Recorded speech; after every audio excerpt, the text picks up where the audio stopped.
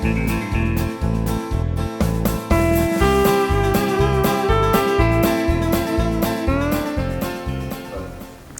everybody, this is John Ohms. I'm out here in Wheatfield, Indiana today at a large corn and soybean farm, and I'm with FarmView drones, and today we're going to talk about how to put together the Vertigo 1 drone. So when you get your Vertigo 1 home and you open it up and see all your components nicely placed in the box here, the first thing we're going to take out is all four of the rotors. Two of the detachable arms with the motor and the rotor are red that go on the front of the drone, and the other two rotors are black, which go on the back of the drone. Next, you'll take out the complete body of the drone, complete with the camera and a gimbal on it, and then also the landing gear, which is retractable. Next, you'll have your controller to manually control your drone. That also comes with a monitor, so you'll have a first-person view of what the drone is actually seeing. It comes with your data link that transfers the data from the controller to the drone itself and to your tablet, so you can pre-program all your flights. It comes with your battery for the drone. It's a lithium rechargeable battery, just like what your cell phone would have. It comes with a charger to recharge that battery. And the last thing we have is the battery that powers the data link.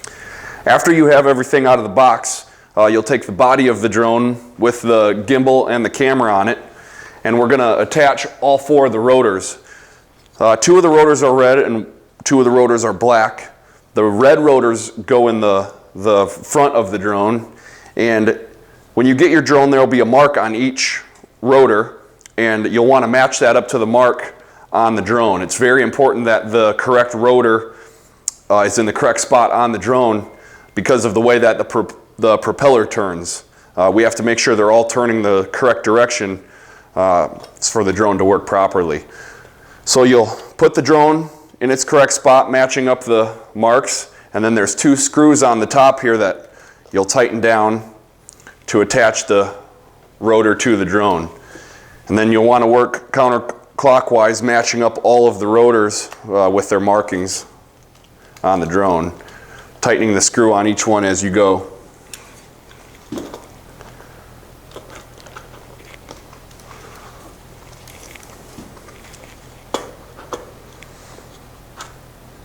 Having all these rotors being detachable is a nice feature, so that if you do crash the drone or something breaks, each one of these is a separate serviceable part and you're not replacing the complete drone. The next thing we want to do is start turning on all of your components. The first thing you're going to do is turn on the remote controller for the drone.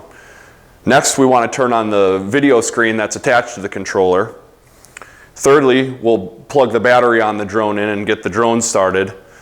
And then you want to turn on the camera on the drone. Lastly, we'll hook up the data link that transfers the information from the drone to your tablet. All right, so now we're outside and we're ready to actually fly the drone.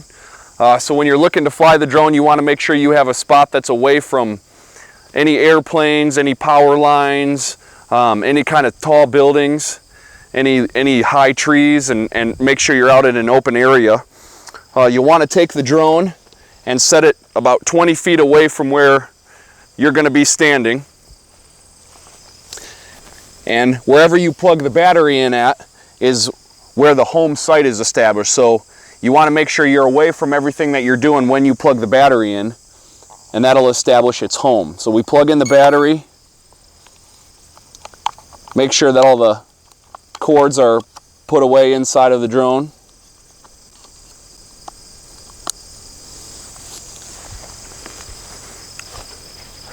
The next thing you want to do is look at your monitor.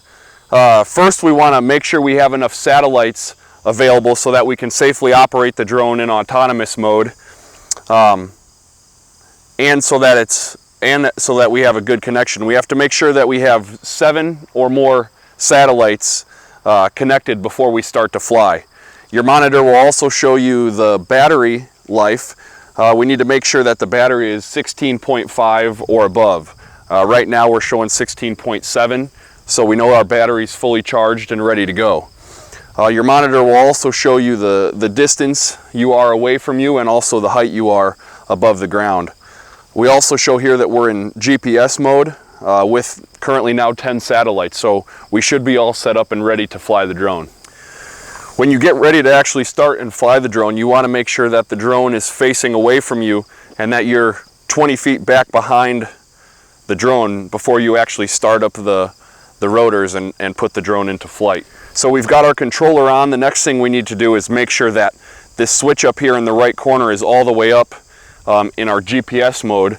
We also have an altitude setting, and then all the way down is a return to home setting. But for when we start the drone off, we want to make sure that it's all the way up in the GPS mode. The next thing we want to do is actually start the motors on the drones. So to do that, we're going to go down with both of our joysticks and then move them out to a 45-degree angle. If we don't start to fly the drone within 3 seconds, the motors will automatically shut off for safety. So as I demonstrate, you're going to go down and out, and the motors will start, and if nothing is done, after a couple seconds, they'll turn off. Next, we want to make sure that all the motors are on correct and just test the drone. So you want to give it a little bit of power with the left joystick and then push it forward. You'll see it tilt forward. You push back a little bit and see it tilt back, and then do right and left as well to make sure that all the rotors are working correctly. Now we want to push all the way up on the joystick to make the drone hover, and you want to make sure you go all the way up so it has enough power to get off the ground. So when you are in manual mode, the red is forward, so when you push the right joystick forward, the drone is going to go away from you. And since we're in GPS mode, when I lay off of the control, it's going to hover in one spot. Back, the black part of the drone is back, so if I move the joystick directly back, the drone is going to come back to me. When you have red facing away from you, if you move the joystick to the right, your drone will go to the right, and then when you move it to the left, your drone will move back to the left. Anytime you take your hands off of the drone, it's going to be controlled in GPS mode and will hover by itself in one spot. So when you're flying your drone and you get your drone out a little ways and get it away from you, the controller has a return to home feature.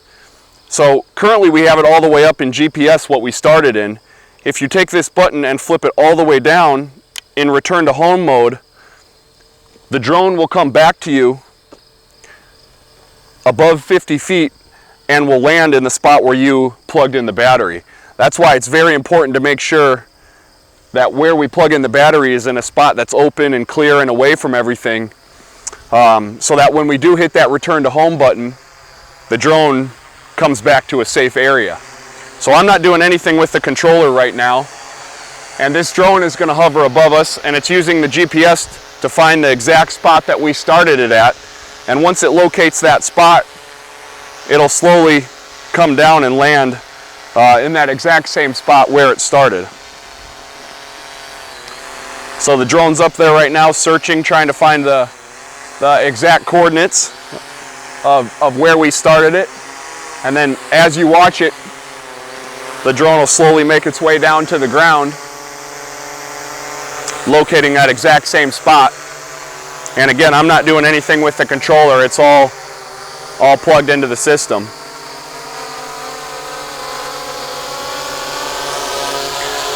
So it's going to come down and hover a few feet above the ground and make sure it's a good flat spot to land on.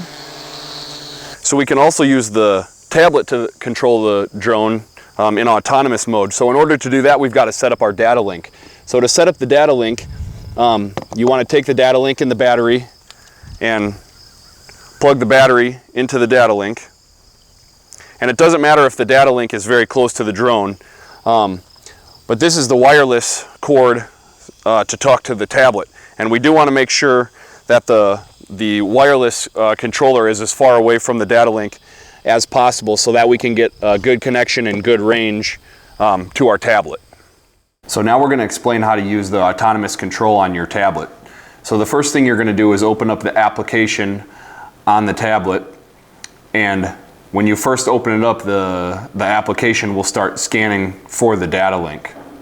So now we're going to demonstrate how to use the tap and go feature. So first you're going to select the single waypoint on top of the screen, and then you'll click a point on your Google Maps. Next, you'll be able to click in the height button and select what height you want the Vertigo to go up to, and also the speed that you want your Vertigo to fly at. Then you can use your finger to drag the waypoint where you want it to be on the map and change the height and speed setting if you need to. Once you've set your height and your speed, you can hit the go button, and your Vertigo will now take off and fly the course all the way to the point that you set. And after it goes to that point at the height and speed that you set, it'll hover there and then come back to your home base. Next, we're going to explain the multi-waypoint feature. You'll click the icon up on the top of the screen with multiple waypoints. First, you'll click in one spot on the screen, and then click a second spot on the screen. At these separate waypoints, you can set your height and speed and latitude and longitude as well. And there's also a feature where you can select all of the waypoints at once, setting your same height and speed. When you have all your information entered into the computer, you hit the go button, and again the Vertigo will fly the route that you pre-selected. So the computer software also has a feature designed into it where you can use preset flight patterns to go out and fly your Vertigo. There's a circle, a square, different shapes you can use and set up on your map with predetermined waypoints that you can put out there and use to fly your Vertigo. You can do up to 16 different waypoints when using this, and you can set your height and speed and latitude and longitude on each one of these points individually or together as a group. After you set your flight pattern, either using a preset flight design or your multiple waypoints, you hit go, the drone will automatically start its motors and go out and fly the mission that you told it to fly. After it completes that mission, you can either use the tablet or your controls to make the drone return back home to you, either automatically or flying it manually by yourself.